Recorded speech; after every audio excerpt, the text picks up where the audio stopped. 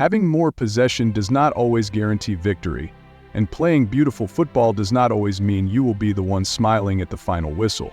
The semi-final clash between Barcelona and Inter Milan was a perfect example of how emotion, tactics, and strategy collide on the pitch every single second. It was a match where Inter Milan proved that you do not need to dominate possession to win. You just need to know how to survive and take your chances when they come. The left flank, usually the main avenue for Inter's attacks with the dangerous Di Marco, became a defensive wall against Barcelona's rapid right-side assaults. Before the match, Simone Inzaghi promised that Inter would always have at least two players shadowing Lamine Yamal, and he stayed true to his word.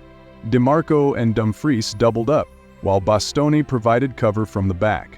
Even if Yamal managed to beat the first two, he still had to get past Onana, the reliable last line of defense. But Barcelona was not going to be silenced easily. They continued to press down the left, trying to stretch Inter's backline using Yamal's dribbling skills. However, one player alone was not enough, especially when Pedri was tightly marked and Gavi could not push forward as usual. The result was that Yamal and Pedri often found themselves facing 4 or 5 Inter defenders, while Barcelona's midfield was completely cut off from their attack. The turning point came when Inter's defensive concentration slipped. They overlooked Eric Garcia, assuming the center back would not pose a real threat. But that brief lapse in focus cost them dearly. When Garcia received the ball in midfield, Inter's defense shifted too far to one side, leaving acres of space on the opposite wing. Bastoni could not cover in time, and a quick switch of play allowed Barcelona to launch a sharp attack, catching Inter off guard. Barcelona's biggest problem in this match was their inability to escape Inter's pressing. The Italian side did not just sit back and wait. They pushed high up the pitch, applying intense pressure as soon as Barca tried to move the ball into the second line. At least 3 Inter players closed down every passing option, forcing the Catalans to react rather than control the game. The critical flaw in Barcelona's approach lay in their build-up play. They tried to play out from the back, but lacked the necessary cover when losing possession. Whenever Garcia or the other center backs pushed up without proper support, massive gaps opened up in the midfield, inviting Inter to launch devastating counterattacks. This tactical vulnerability was what ultimately cost Barcelona in this intense semi-final clash. As the second half kicked off, the momentum of the match shifted dramatically. Inter, who had controlled much of the first half with disciplined defending and sharp counterattacks, suddenly found themselves on the back foot. Hans Flick adjusted his tactics, pushing aside higher up the pitch and unleashing the creativity of Pedri and Frenkie de Jong through the middle, while Zera Martin advanced aggressively as an attacking left back. Martin quickly became the game changer with his daring runs down the wing. In the 54th minute, Rafinha dragged 2 Inter defenders towards him, creating a massive gap on the left flank. Martin exploited the space, receiving the ball in stride despite Dumfries closing in.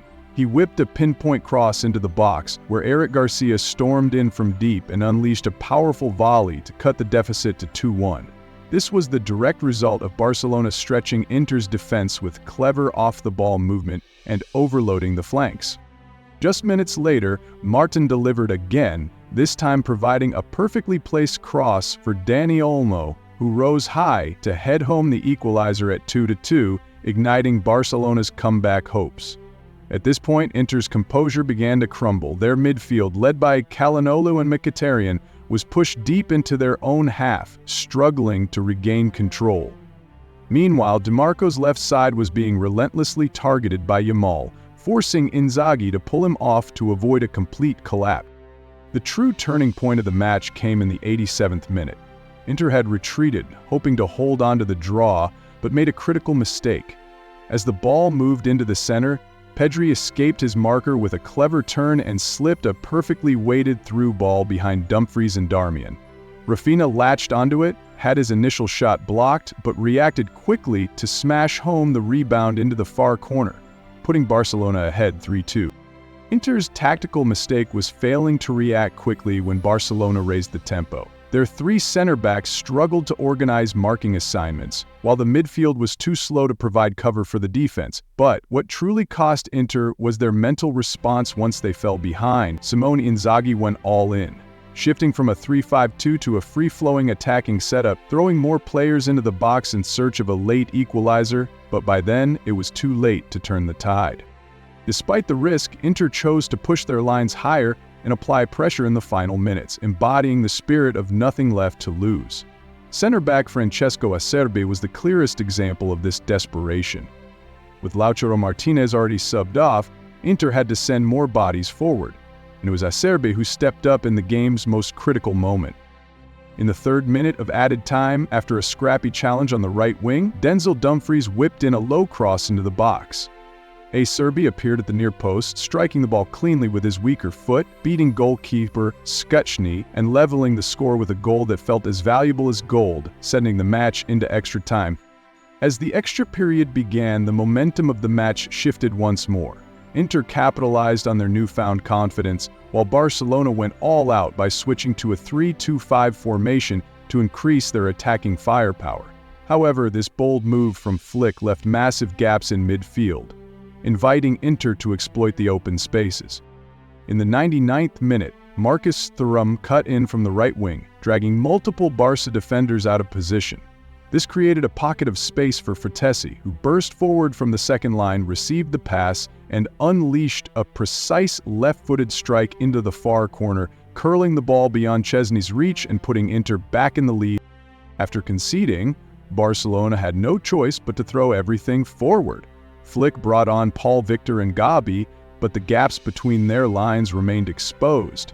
Sensing this, Inzaghi quickly reinforced his backline, switching to a 5-3-2 formation, bringing on De Vrij to create a formidable wall in front of Sommer.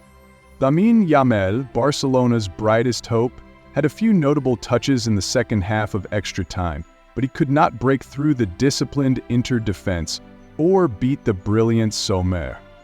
Despite throwing all their attacking options onto the field, Barcelona failed to find an equalizer. The Swiss goalkeeper pulled off 2 stunning saves, preserving Inter's place in the final.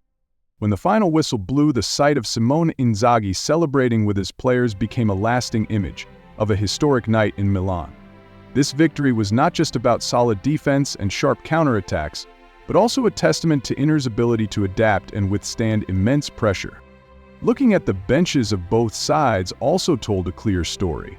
Inter brought on experienced players like Matteo Darmian and Frattesi who know how to slow the game down and kill off the match when the opportunity arises. In contrast, Barcelona had to rely on young talents like Horvath and Victor, players lacking the experience needed for high-stakes battles like this. In the end, Inter knew how to seize the decisive moments and close out the match, while Barcelona could only hope for individual brilliance. That, in the end, was the crucial difference between the two sides in this intense semi-final clash.